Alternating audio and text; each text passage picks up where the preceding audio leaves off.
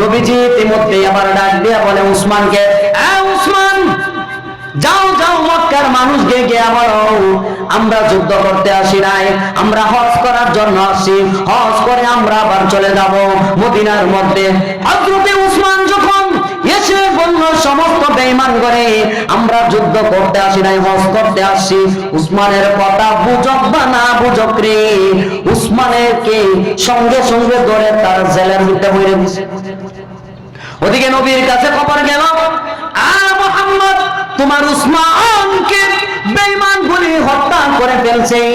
প্রিয় নবীজির কানে যখন এই কথা গেল, নবী আমার চেহারাটা সঙ্গে সঙ্গে অন্যরকম হয়ে গেল, রাগান্বিত হয়ে গেল, নবীর চেহারার মধ্যে রক্ত জমাট হয়ে গেল।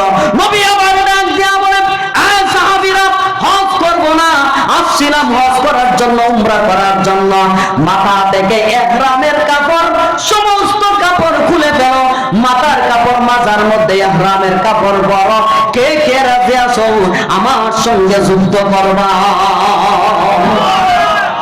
সমস্ত সাহাবীরা এবং নড়ে চড়ে বসলো।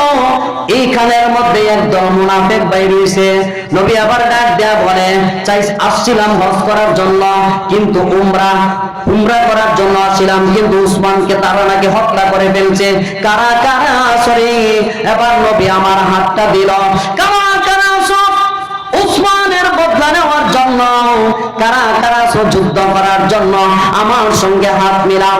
এক এক করে সাহাবীরা যখন হাত মিলাচ্ছে, ইতিমধ্যে সমস্ত সাহাবীদের উপর প্রিয় নবীজির আরেকটা হাত এইভাবে রাখলো।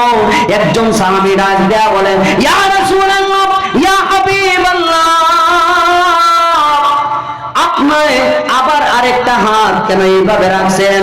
বলে সাহাবীরা, রে আমাদের এই শপথটা ইতিমধ্যে আমার আল্লাহ কবুল করে ফেলছে, তাই এই শপথের মধ্যে আমার উসমান যদি বাইচা থাকতো, উসমানের হাতটাও থাকতো, তাই আমি নবীজি উসমানের হইয়া হাতটা বায়াতের মধ্যে রাখলাম। আল্লাহু আকবার বলে।